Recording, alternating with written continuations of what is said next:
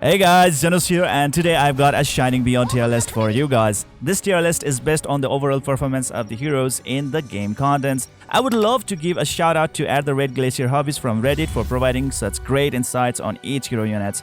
You can check out for timestamps in the description section below for quicker access to this video. And now, let's get this started. Let's start with Athena. I will be placing her in SS tier. She's one of the most popular and skillful waifu in this game. She is most valued in Arena as the best tanker. She can reflect up to 95% damage back to the enemy while providing herself with invulnerability and superb healing.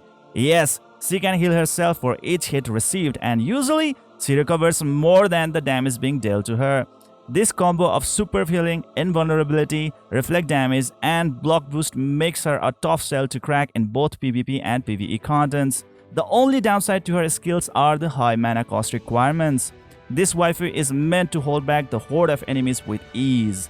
Next is Artemis. I will be placing this amazing lowly hero in SS tier. Both her weapon skill and passive provide her with massive critical chance boost. This greatly improves her ability to land critical damages on opponents, thus making her a solid firepower in both Arena and PvE contents. Her ability to inflict amnesia is great for Arena, while her bleed effect is great in PvE contents. She compensates her squishy stats with her black barrier shield that negates damage and status effect. She does her role as an archer extremely well and allows the active damage dealers like Kane and Shizu to do their jobs smoothly. Next is Emiko. I will be placing her in SS tier. Even though she is classified as an archer, she is more of an utility support unit. She can provide good heal while casting a lot of buffs and debuffs in the battlefield. When you have Emiko in the party, you don't even need an acolyte. She can provide massive attack and defense buffs to all allies in the room. Even her debuffs have room-wide range. She can cast poison, boost enemy damage taken by 30%, and reduce their attack speed by up to 35%. This plethora of insane skill abilities makes her a great asset in any team. Next is Kane. I will be placing him in S tier. His weapon skill provides him with critical damage boost, while his passive increases his crit chance. He can deal massive damage with his Reinhold's Comet with a freaking 435% damage modifier. This also allows him to inflict the opponent with poison and skill defense down debuff, which lasts long enough for him to shoot yet another Reinhold's Comet. On top of that, he is a Valiant hero as well. Valiants usually have higher stats compared to other hero units. He has almost 1000 attack points compared to other SSR archers. All of his skill sets make a great recipe for quick downfall of boss units. Next is Mei Fang. I will be placing her in S tier. Her ability to inflict plague is superb that can negate most healers, and she can disable the skills of opponents with silence effect. Even if an opponent has some good buffs, she can dispel the buffs right away and make them unable to receive buffs as well. Due to these amazing skills, she is great against Athena in arena battles. On top of that, she can even inflict a tank like Athena with fear that can easily open up the way to squishy opponents in the rear. This is very useful in arena battles to quickly wrap up the fight. Being able to boost her own critical damage, she can also provide great firepower to the team. Next is Jenny. I will be placing this busty waifu in S tier. Even though she is a rogue unit, she has some superb support skills. She can grant the whole team with HP shield and 20 mana. Yes, 20 freaking mana. That's massive. With this sudden extra mana boost, even your dying team can make a huge comeback. As an assassin, she can cast stealth on herself and run to enemies' backline unnoticed. Due to this skill, she can inflict high damage to rear squishy opponents while also reducing their attack speed greatly. Thus, thanks to her lifesteal ability, she can last long in the battle as well. Her skill sets are very useful in arena contents. Next is Shizu. I will be placing this waifu in S tier. First of all, she is a Valiant and her attack stat is higher than all other rogues. She is mainly known to do frequent critical damage, which makes her a solid firepower for any content in the game. Her skill grants her massive critical rate and critical damage boost. She can also inflict plague that can negate the healers. Thanks to her high dose ability, she has no problem staying in the front line. On top of that, her life steal ability helps her to outlast the battle as well. With all these abilities combined, she is an amazing hero in both arena and PvE contents. Next is Freya. I will be placing this waifu in S tier. To start with, she is also a valiant, meaning she has better stats compared to all other warriors. She performs very well against tanks. She can steal the defense stats from her opponents to use it on herself. Additionally, she can also deal high damage based on her total defense stats, while healing herself for the same amount as well. Due to this skill, she becomes more powerful when fighting against stronger opponents like Athena in arena. And this is also the reason why she may seem weak in the early game due to low defense stats that she can steal from the opponent. She can grant herself with immunity to death, which lasts even longer than Athena. On higher levels, she can also shield entire teammates. These all skills make her an excellent unit in arena battles. Next is Fran. I will be placing this waifu in S tier. She is known for tanking a lot of incoming damages and ability to self-revive with long duration. She can protect all allies with sheer pain, and thanks to her leech abilities, she can last pretty long in battle as well. She is very tanky thanks to her defense and skill defense boost. Being able to taunt the opponents, she can provide additional safety to the squishy allies. Thanks to her stun ability, she can even stop the enemies on their tracks. With all these skills combined, she can prove to be an efficient tank in both PvP and PvE contents, but it can also be felt that her skill sets are somehow not superb for the current contents. Next is Beretta. I will be placing this waifu in S tier. She provides great heal and utility to the team. She provides heal over time and increased healing if received by all allies.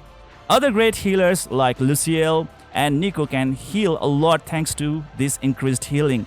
Her Royal Dominion skill is superb as it provides an AoE stun, decrease in healing and defense. This will allow you to handle mobs pretty easily. Her weapon skill improves her skill effect, which in turn makes her abilities even more effective in the fight. She will definitely allow your allies to deal massive damage to the enemies in arena or PvE contents. Next is Theia. I will be placing her in S tier. As an acolyte, she can provide great healing, but on the other hand, she can nuke the opponents as well. This combo makes her a pretty unique hero. Thanks to her weapon skill and mirror force skill, she can provide plenty of heal to the team. Her Atlas Lightbringer skill allows her to nuke the enemies while greatly reducing their attack speed and mana as well. Using this skill strategically in battles can help you a lot in quickly taking down the bosses or arena opponents. Next is Lucille. I will be placing her in S tier. Without any doubt, she is one of the best healers in the game. She can provide massive heals and HP shield to her allies. She also grants increased healing effect on allies. On top of that, she provides herself with rebirth buff, which prevents her from dying. Thus, she can easily stay alive in the battle to keep healing the allies, and this really does make her a superb healer. She can even dispel enemy buffs, making the battle easier. Other than that, she does not provide any real damage like Theia. Next is Niko. I will be placing him in S tier. He is also one of the best healer support in the game. He provides great healing over time while also improving mana recharge of the allies. His ability to provide attack boost to allies is very useful in almost all the contents in the game. On top of that, he can even revive himself just like Lucille, which allows him to stay longer in the battle while providing constant heal and support to the team. He can also provide good cleanse to the allies, removing debuffs. These skill sets make him a great acolyte to use in PvE as well as the arena contents. Next is Emilia. I will be placing her in A tier. As an acolyte, she has the ability to provide huge AoE health recovery instantly and shield to all allies. But her heal over time ability is pretty weak. She can also remove debuffs from allies as well. On the other hand, she can also deal pretty good damage with freeze effect. She has pretty good viability in arena as well as story contents with her skill sets. Comparatively, Beretta is just a bit better version than her. Next is Altima. I will be placing this waifu in A tier. She is a bit weaker version of Athena.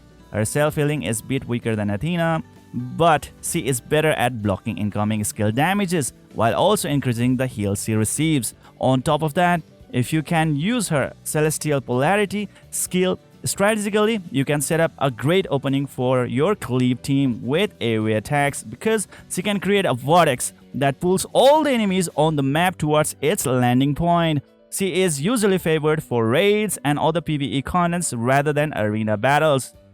Next is Tess. I will be placing this waifu in A tier. She can inflict enemies with poison and also reduce their skill defense, thus allowing her to deal greater overtime damage. On top of that, her stealth-focused skill dramatically improves her DPS potential. This skill improves her attack and crit chance significantly. But on the other hand, it also reduces her attack speed, which is a bit problematic. But that aside, her attack boost allows her to deal even more damage with her poison effect. She can be used for her massive firepower, especially in raids and PvE contents. Comparatively speaking, Kane is just a bit better version than her.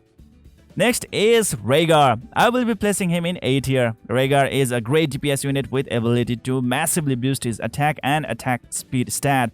He also has very high damage modifier in his attacking skill, which even allows him to dispel the buffs from enemies and make them unable to receive any buff afterwards. This combination of skills allows him to nail down a single target real fast. On the other hand, his critical damage boost and poison effect is pretty weak. As he is capable of dishing out great damage against single targets, he is great for boss battles and raid contents. Next is Chaos. I will be placing him in A tier. For a SR rarity hero, he has some amazing skill sets. He is mainly known to deal major chain lightning damage on opponents while reducing their critical chance by a significant amount. He can even nuke a single target while blinding that target as well. This allows him to easily counter other fire powers like Shizu in arena contents. He is definitely awesome to handle mobs in PvE adventure contents. Next is Makoto. I will be placing this solid waifu in A tier. She is mainly known to charm the opponents, forcing them to attack their own allies. This skill alone can wreck the positioning of the opponents. She can teleport behind any opponent in the backline and inflict charm and then knock them away from her. Increased dodge rate provides her with improved survival rate. She is capable of high damage as well, with good damage modifier on her attacking skill. She can be used in arena to cause chaos on opponent team and disrupt their strategical formation. She definitely has a good viability in arena. Next is Leon. I will be placing him in B tier. Leon is basically a stats stealer who can steal up to 37.5% of all the stats from his target, thus making the target weak while empowering himself. He can even steal the life from his opponent. He scales damage based on his defense stats. Being able to prevent himself from dying while stealing the HP from opponent, he has great self-sustenance. Thus, when fighting against stronger opponents, he can start to shine in the battle. Without proper upgrades and content, you may find him pretty weak. Next is Gordon. I will be placing him in B tier. As an acolyte, he does provide good heal, but the main reason for using him is for his rebirth ability that can revive a dead ally. He can boost the defense of all allies and avoids any interruption during the skill casting. He can provide himself with a shield to protect himself and survive battle even longer, thus making him able to keep providing heal and rebirth to all the allies. If it was not for his rebirth skill, he would not have been that useful. Definitely he is great for PvE contents where you will keep requiring heal, defense boost and rebirth while fighting against hard opponents. Next is Arisa. I will be placing her in B tier. She is a pretty average healer support. She can provide an ally with great heal and shield. She can inflict weak AoE damage and negate the opponent healers. Thanks to her increased skill effect, she can even increase the benefits from her active skills. She is pretty viable for arena with her skill sets. Next is Cecil. I will be placing her in B tier. She can boost her own crit rate significantly, improving her DPS. She can even go stealth to assassinate the opponents with the highest poison damage in the game. She can even nuke an enemy with very high damage and steal their stats to use them as her own. In the process, she can even silence the enemy. Thanks to her stealth, she can go to the enemy backline unnoticed and assassinate the squishy opponents, hiding behind the tough armor of front tank unit in arena. That aside, she is a pure glass cannon. She is very squishy and can be killed easily by opponents. Next is Faye. I will be placing her in B tier. She is like a SR rarity Athena. She grants herself with heal shield, and on top of that one, she even provides AoE healing as well. She also provides herself with life shield to negate incoming damage. She has the ability to improve her own skill effects while reducing that of the opponents. She is decent SR tank and can be used in various contests in the game, including Arena and Adventure. Next is Isabel. I will be placing her in B tier. Being able to decrease defense, skill defense, and inflict stun, she can prove to be a good utility in the team. Thanks to her knockback skill, she can send back rogues or assassins who manage to sneak into the backline. She is also capable of performing decent damage to the opponents. Even though she has a rich skill set, the modifiers are not really that impressive. She is definitely good for arena content provided that you have a solid team. Next is Izumi. I will be placing her in B tier. She is capable of boosting her own attack speed while inflicting poison, freeze, blind, and plague on the enemies.